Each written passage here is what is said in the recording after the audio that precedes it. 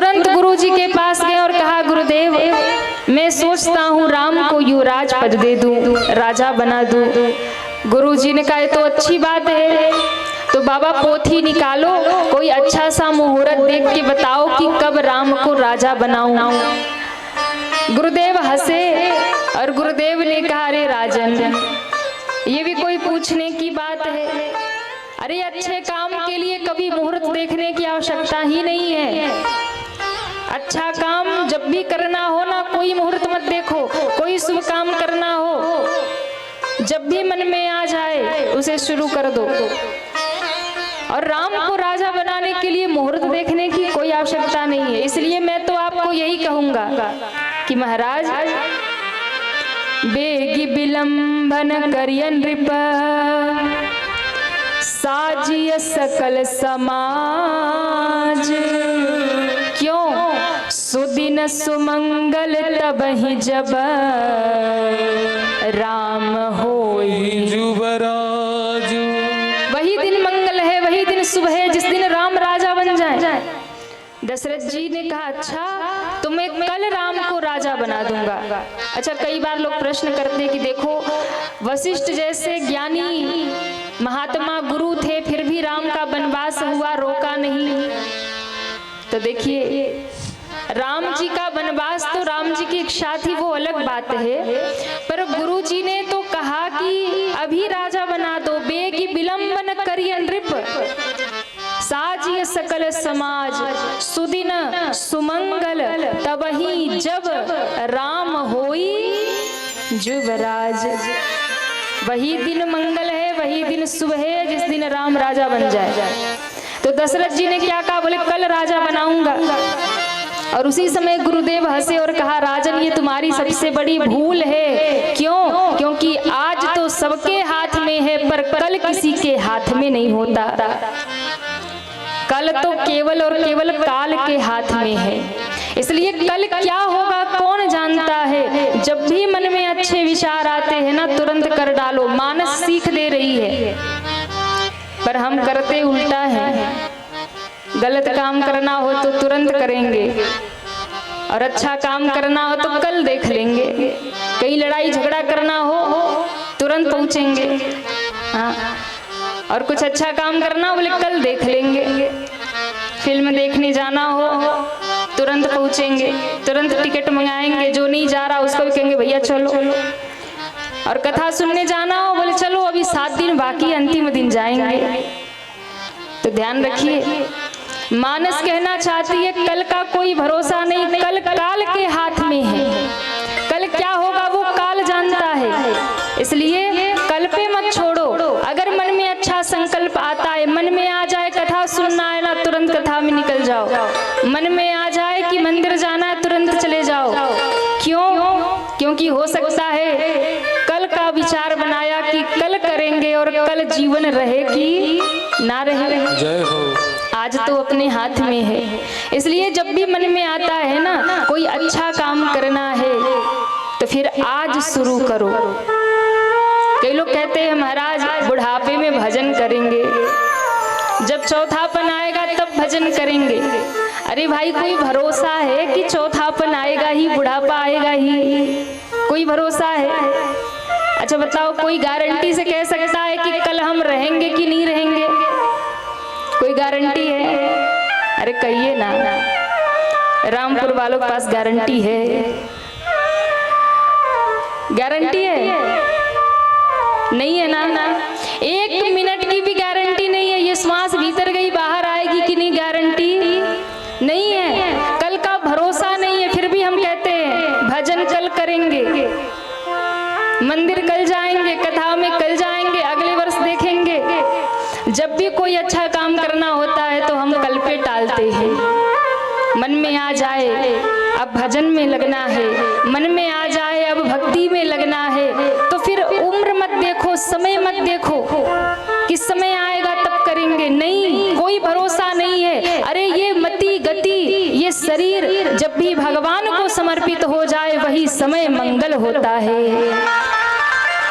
वही समय मंगल होता है। इसलिए जब भी मन में आ जाए अब भजन करना है, अब भक्ति करना है, अब कथा सुनना है, अब गुरु करना है, अब सदगुरु को धारण करना है, अब मंत्र धारण करना है, तुरंत कर डालो, कल पे मत छोड़ो। अच्छा काम कभी कल पे नहीं टाला जाता।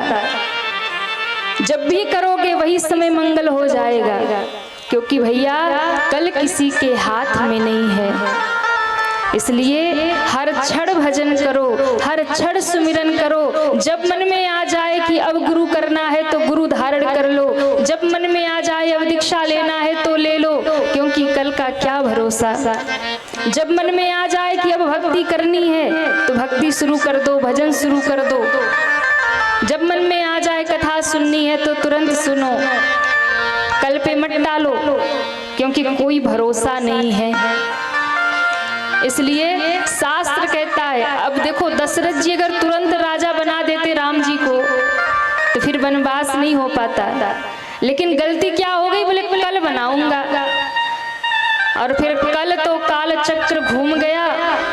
मंथरा ने बुद्धि बिगाड़ दी कैकेयी माँ की, और माँ ने वनवास मांग लिया। जहाँ राजा बनना था 14 साल का वनवास हो गया। इसलिए भैया जो भी करना है आज करिए, कल तो किसी के हाथ में नहीं है।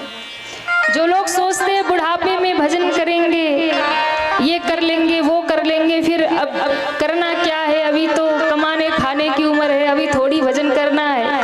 भजन की कोई उम्र नहीं होती है, भक्ति करने की कोई उम्र नहीं होती है। ध्रुव जी ने 5 वर्ष की अवस्था में भगवान को प्रकट कर दिया, प्रहलाद ने छोटी सी अवस्था में नरसिंह भगवान को प्रकट कर दिया। भजन की कोई उम्र नहीं है। और एक बात, अगर बचपन में नहीं किया तो फिर 55 में भी होने वाला नहीं है। इसलिए समय रहते भगवान में लग जाइए, समय रहते भजन में लग जाइए, क्योंकि भैया समय जब समझाने पर आएगा तो फिर पता नहीं समय रहेगा कि नहीं रहेगा, उससे पहले समझ जाओ। इन श्वासों से ज्यादा दगाबाज दुनिया में कुछ और नहीं है।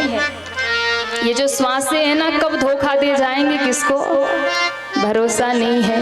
हाँ, सांसों का क्या भरोसा, सांसों का क्या भरोसा, कि रुक जाए चलते चलते, हाँ रुक जाए चलते चलते, सांसों का क्या भरोसा, सांसों का क्या भरोसा, रुक जाए चलते चलते, रुक जाए चलते चलते।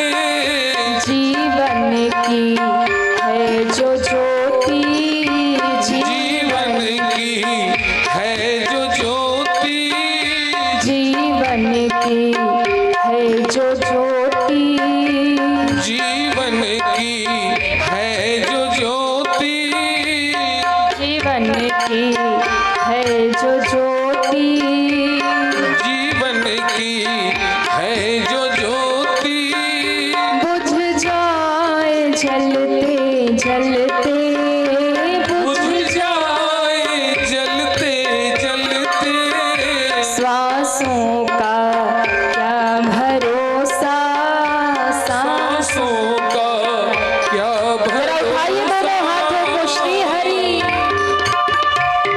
हरि बोल।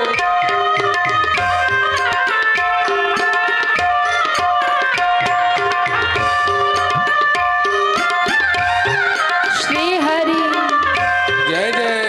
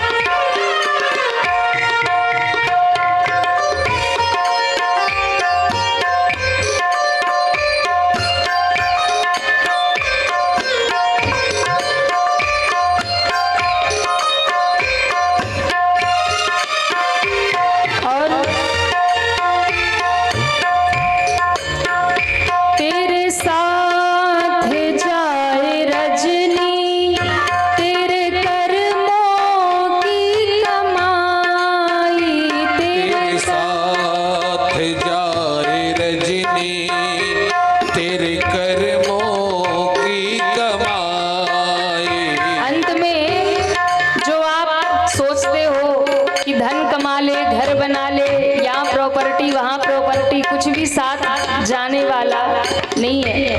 अच्छा जाएगा क्या, कहिए ना, कुछ लेके जाएंगे? क्यों मैया अपना 9 लखा हार ले जाओगी? भाई लोग अपने प्रॉपर्टी के कागज ले जाओगे? कुछ नहीं जाएगा। शरीर पे एक वस्त्र होगा, वो भी उतार लिया जाएगा। क्या जाएगा? जो भजन किया, जो सिमरन किया, जो भक्ति की, जो अच्छा कर्म किया, वो जाएगा। तेरे साथ जाए रजनी, तेरे कर्मों की कमाई। तेरे साथ जाए रजनी, तेरे कर्मों की कमाई। ओ तेरे कर्मों की कमाई, तेरे कर्मों की कमाई। क्यों गए जग से बादशाह भी, गए जग से बादशाह भी यूं ही हाथ मलते मलते, यूं ही हाथ मलते मलते। सांसों का क्या भरोसा, सांसों का क्या भरोसा। और रुक जाए चलते चलते, और रुक जाए चलते चलते। सांसों का क्या भरोसा। सांसों का क्या सभी दोनों हाथ उठा के तालियां बजाते हुए हरि बोल।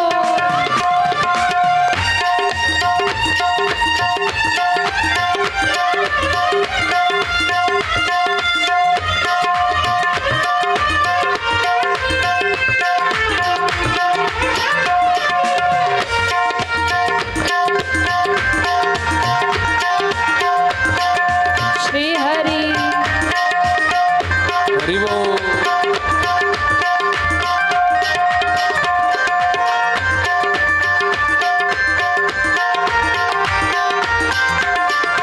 और महात्मा कहते हैं, संत कहते हैं, अब तक किया न सुमिरन, अब तो हरि सुमिर ले। अब तक न किया सुमिरन, अब हरि तू सुमिर ले। अब तक किया न सुमिरन, अब तो हरि सुमिर ले।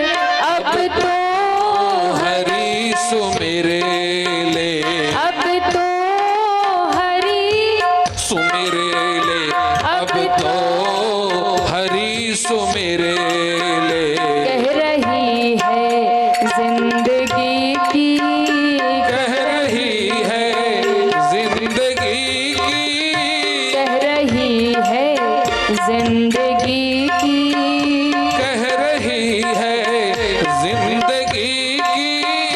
ये शाम ढलते ढलते, ये शाम ढलते ढलते। सांसों का क्या भरोसा, सांसों का क्या भरोसा। कि रुक जाए चलते चलते, रुक जाए चलते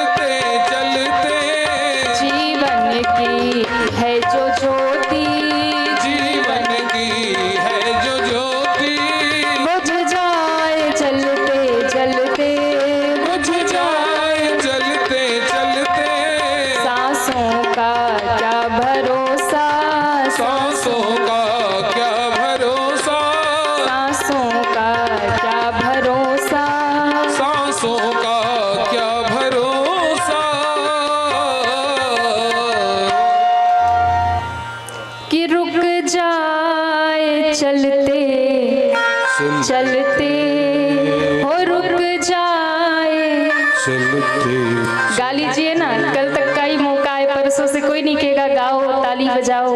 हाँ, कल तक तो ही तो रहेंगे। उठाइए दोनों हाथ। सांसों का क्या भरोसा, सांसों कि रुक जाए चलते चलते रुक। अब देखो माइक ने तो हमारा साथ छोड़ दिया है, हम बड़े परेशान हैं, गले में दर्द भी हो गया, पर आप लोग साथ मत छोड़िए। हाँ, उठाइए दोनों हाथ, उठाइए पूरे पूरे। सांसों का क्या भरोसा, सांसों वाह कि रुक जाए चलते चलते रुक। आज लग रहा है कि रामपुर वाले बिल्कुल मूड में बैठे हैं, आज जगे हो। और रुक जाए रुक जाए। इसलिए जो अभी तक भजन नहीं कर रहे, जो अभी तक भगवान से नहीं जुड़े, उनसे कहना अब तक किया न सुमिरन, अब तो हरि सुमिर ले। अब तक किया न सुमिरन, अब तो हरि सुमिर ले। अब तक किया न सुमिरन, अब तो हरि सुमिर ले। अब तक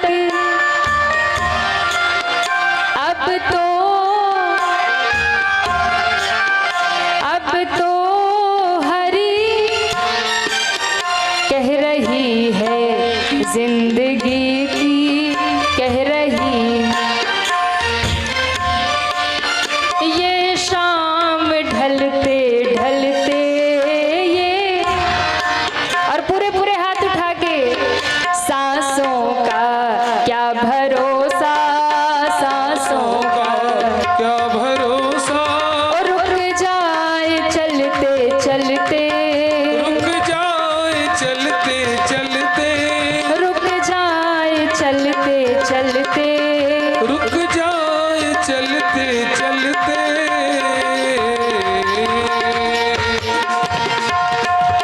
बोलिए रामचंद्र भगवान की जय हो। तो भैया इन श्वासों का कोई भरोसा नहीं है, इसलिए कल पे मत छोड़ो कि कल भजन करेंगे, कल भक्ति करेंगे, कल गुरु धारण करेंगे, कल कल कल मत करो। जो करना है आज करो। क्यों? कोई भरोसा नहीं, न जाने कब मौत का पैगाम आ जाए। किसी ने बड़ी प्यारी बात कही है, न जाने कब मौत का पैगाम आ जाए, न जाने कब जिंदगी की आखिरी शाम आ जाए। न जाने कब मौत का पैगाम आ जाए, न जाने कब जिंदगी की आखिरी शाम आ जाए। इसलिए उस वक्त की तलाश में रहा करो, शायद ये जिंदगी प्रभु के काम आ जाए, शायद ये जिंदगी प्रभु के काम आ जाए। जब भी समय मिल जाए, जब भी वक्त मिल जाए, भगवान को याद कर लिया करो। दशरथ जी ने पूरे नगर में घोषणा कर दी कल राम राजा बनेंगे, और ये देवताओं को बात अच्छी नहीं लगी। पूरे नगर में राम राज्य की तैयारी हो रही। सरस्वती को कहा विघ्न करो। सरस्वती ने कहा अरे देवताओं, ऊंच निवास नीच करतूती, रहते तुम स्वर्ग में हो और करनी इतनी नीची है कि राम का वनवास करा रहे हो। पूरे नगर में घूम गई। सरस्वती ने देखा सब चाहते हैं राम राजा बने, सब चाहते हैं राम गद्दी पर बैठे। सरस्वती को लगा राम से तो पूछूं वो क्या चाहते हैं। राम जी के पास भी कहा प्रभु पूरी अयोध्या चाहती है राम राजा बने, पर मैं आपसे जानना चाहती हूँ आप क्या चाहते हो। राम जी ने कहा मैं राजगद्दी राज तिलक नहीं चाहता, मैं तो वनवास चाहता हूँ, क्योंकि वन में नहीं जाऊंगा तो कहीं केवट बैठा इंतजार कर रहा, उससे पांव कौन धुलाएगा। कहीं शबरी बैठी बेर लिए इंतजार कर रही है, अंतिम अंतिम समय गिन रही, उसके हाथों के बेर कौन खाएगा। कहीं वंचित बैठा हुआ वो सुग्रीव है, बाली के आतंक से उसे दंड कौन देगा, और इस पृथ्वी को रुलाने वाले रावण को इस भव से पार कौन करेगा। मुझे तो वन जाना ही पड़ेगा। माँ सरस्वती ने कहा प्रभु समझ गई, मंथरा की बुद्धि बदल दी। मंथरा ने कैकेयी की बुद्धि बदली, और कैकेयी माँ, अच्छा आप लोग बताइए कैकेयी माँ अच्छी है कि नहीं? अच्छी है। क्यों? अरे राम जी को वन में भेज दिया। कई लोग कैकेयी माँ को बहुत गलत मानते हैं कि देखो राम जी के लिए वन मांगा, पर कैकेयी माँ ने जो किया वो शायद कौशल्या माँ भी नहीं कर पाती। राम को राम बनाने का काम किया है माँ कैकेयी ने। आज यदि राम की कथा आप बैठकर सुन रहे हो, आज यदि राम का मंदिर बन रहा, आज यदि राम का गुणगान हो रहा, तो उसमें हाथ केवल और केवल माता कैकेयी का है। अयोध्या में रहने वाले राम कभी जगत में पूज्य नहीं हो पाते। राम पूज्य तब हुए जब वो महल से निकले, कहीं केवट से चरण धुलाया जो वंचित थे, कहीं शबरी के वेर खाए, और कहीं उन कोल भीलों को उठाकर हृदय से लगाया, तब राम राम कहाए, तब वो राम जन जन के कहाए। माँ कैकेयी कोप भवन में चली गई। मंथरा कौन है? कुसंग है मंथरा। और भैया जीवन में कुसंग से हमेशा बचकर रहिए, क्योंकि कुसंग जीवन में आएगा ना तो आपके जीवन के शांति को, आपके जीवन से राम को निकाल कर दूर कर देगा। विपत्ति की अंधकार की कोठरी में आपको ढकेल देगा, डाल देगा। ऐसा होता है कुसंग। इसलिए कुसंग से बचने का प्रयास करो। सत्संग ना मिले चलेगा, पर कुसंग जीवन में नहीं आना चाहिए। क्यों? एक क्षण का भी कुसंग जीवन में आ गया तो वो आपके जीवन को बर्बाद कर देगा, और एक क्षण का भी सत्संग जीवन में आया तो आपके जीवन को आबाद कर देगा। एक क्षण का सत्संग और एक क्षण का कुसंग। इसलिए तो काशी जी में जो आश्रम का निर्माण हो रहा, मंदिर का निर्माण, सत्संग हॉल की स्थापना इसीलिए की गई कि भैया चारों ओर तो कुसंग है। मंदिर तो सब बनवा रहे, पर कुछ एक ऐसा स्थान हो जहाँ बैठकर लोग कुछ क्षण तो सत्संग करे, जहाँ बैठकर कुछ क्षण तो लोग भगवान से जुड़े। और इसीलिए उस मंदिर का निर्माण हो रहा। वर्ष में 2-3 बार उत्सव तो होते हैं, पर 2 बार जो उत्सव होते हैं वो तो सबके लिए होते हैं, पर एक जो उत्सव हम लोग करते हैं वो हम लोग खुद के लिए करते हैं। किसी एक महात्मा को बुलाएंगे, पूरे क्षेत्र को इकट्ठा करते हैं और पूरे साल हम लोग कथा सुनाते हैं, पर साल में एक बार, क्योंकि हमें भी तो ऊर्जा चाहिए ना, किसी संत महात्मा को बिठाते हैं और साल में एक बार आयोजन करते हैं। पूरे वर्ष हम सबको कथा सुनाते हैं, पर वर्ष में एक बार मंदिर पे बैठकर हम दोनों भाई बहन सब परिवार कथा सुनते हैं। हम खुद कथा सुनते महाराज, क्योंकि ये ऊर्जा जो आप देख रहे हैं ना, ये संतों की कृपा है। ये हमारे पूज्य दादाजी का तप है। हमारे पूज्य दादाजी बड़े तपस्वी, ये 3-3 पीढ़ियों की तपस्या है। पूज्य दादाजी हमारे बड़े अद्भुत संत हुए, अद्भुत महात्मा हुए, गृहस्थ संत हुए। 4 धाम की यात्रा पैदल करी। हम तो आप सबको कथा सुना रहे, गृहस्थियों को, वो केवल सन्यासियों को और साधुओं को ही कथा सुनाते थे। कभी गृहस्थियों को नहीं सुनाया, कभी किसी के घर रुके नहीं। कुटिया बना के कहीं भी रहते, भजन में डूबे रहते। संतों की टोली कभी हरिद्वार में, कभी बद्री विशाल में, कभी केदारनाथ में, पैदल 4 धाम यात्रा उन्होंने की महाराज, ठाकुर जी को कंठ में बांध करके। तो ये तप हमारे पूज्य दादाजी का, जिन्होंने पूरे जीवन सिला हुआ वस्त्र नहीं पहना। लोग कहते हैं इतनी ऊर्जा कहाँ से? आप दोनों भाई बहन इतने छोटी अवस्था से, बचपन से भगवान में लग गए। हमने कहा ये हमारा तप नहीं है, ये हमारा तप नहीं है, ये 3 पीढ़ियों का हमारे तप है। पूज्य पिताश्री तपे, पूज्य दादाजी तपे, 3 पीढ़ियों से हमारे घर में लहसुन प्याज नहीं बना। ये 3 पीढ़ियों की तपस्या। और हम कहते हैं भैया जो भी आप सामर्थ्य देख रहे हो ये हमारे पूज्य बाबा की तपस्या है, उनके तपस्या का ही प्रभाव है जो हम बैठ करके कथा गा रहे हैं।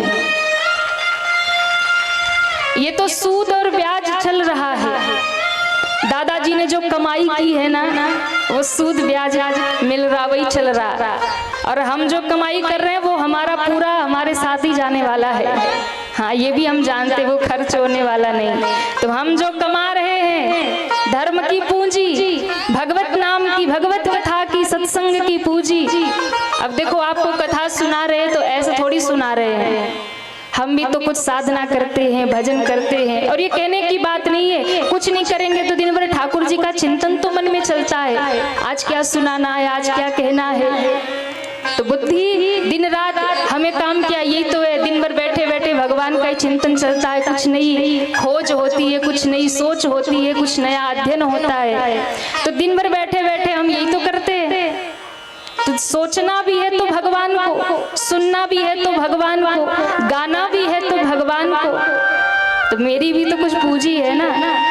तो हम दोनों भाई बहन यही कहते हैं कि हम लोग जो कमा रहे हैं ये तो पूंजी हमारे साथ जाएगी, हम तो बीत जाएंगे पूरी जिंदगी दादाजी की तपस्या के प्रभाव से। हाँ, उनके सूद ब्याज से ही हम लोग बीत जाएंगे, अपनी तो साथ जाएगी महाराज। हाँ, इसलिए सत्संग से जुड़िए, कथा से जुड़िए, और न केवल खुद जोड़िए, अपने बच्चों को भी जोड़िए। आज बच्चों का जितना पतन हो रहा ना, युवा पीढ़ी का जितना पतन हो रहा, एक ही कारण है, आपने उन्हें धर्म से दूर कर दिया।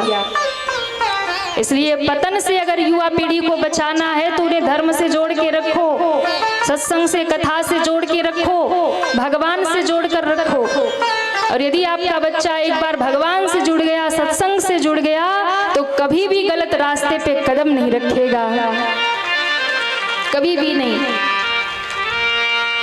कुसंग का प्रभाव देखो, माँ कैकेयी ने वनवास मांग लिया, मेरे राम जी ने एक क्षण नहीं लगा, वल्कल वस्त्र धारण किया और पिता को प्रणाम किया। जानकी माँ कहती है मैं भी साथ चलूंगी, लक्ष्मण ने कहा मैं भी साथ चलूंगा। राम जी सबको समझाते रहे पर कोई रुका नहीं। और जब राम जी दशरथ जी से विदा लेकर चले ना, पूरी अयोध्या राम जी के पीछे पीछे, और कहती है हे नाथ, जहाँ राम होंगे वही अयोध्या होगी और वही हम होंगे, आपके बिना हम यहाँ नहीं रहेंगे। जब राम ही नहीं तो अयोध्या कैसी होगी। सारी प्रजा राम जी के पीछे पीछे। मेरे राम जी ने सबको समझाया, कोई मानने को तैयार नहीं, सब रोते हैं, रथ के आगे लेट गए और रो रो के कहते हैं राम हम तुम्हें जाने नहीं देंगे। राम तुम्हारे रथ के आगे हम जाकर सो जाएंगे। राम तुम्हारे रथ के आगे हम जाके सो जाएंगे। राम तुम्हारे रथ के आगे हम जाकर सो जाएंगे। राम तुम्हारे रथ के आगे हम जाके सो जाएंगे। सब रो पड़े, रथ के आगे लेट गए, राम जी विवश हो गए, सबको साथ ले लिया। पर मेरे राम जी सोचते जा रहे ये सब मेरे साथ वन में कष्ट उठाएंगे। तमसा नदी के तट पर रात्रि में सोते हुए सबको छोड़कर राम जी आगे बढ़ गए। और फिर भगवान श्रृंगवेगपुर में पहुंचे हैं, निषाद को हृदय से लगाया। निषाद सब परिवार भगवान की सेवा में। सुमंत्र जी को अभी भी लगता है काश राम जी लौट चले, लौट चले, लौट चले, पर राम जी ने तो जटाजूट बना लिया और कहा आप चले जाइए वापस। पिता को कहिएगा भरत आए तो उसे राजा बना दे और भरत को कहिएगा धर्म पूर्वक राज करे। ये कह करके मेरे राम जी प्रणाम करके सुमंत्र जी को बन की आगे की यात्रा में चल पड़े। निषाद ने कहा, प्रभु मैं चलता हूँ, जहाँ आपको ठहरना होगा मैं कुटिया बना दूंगा। अब यहाँ से मेरे भगवान जब आगे बढ़े तो मेरे भगवान की बन की यात्रा अब यहाँ से प्रारंभ होती है और भगवान चलते चलते अब गंगा के किनारे पहुँच गए।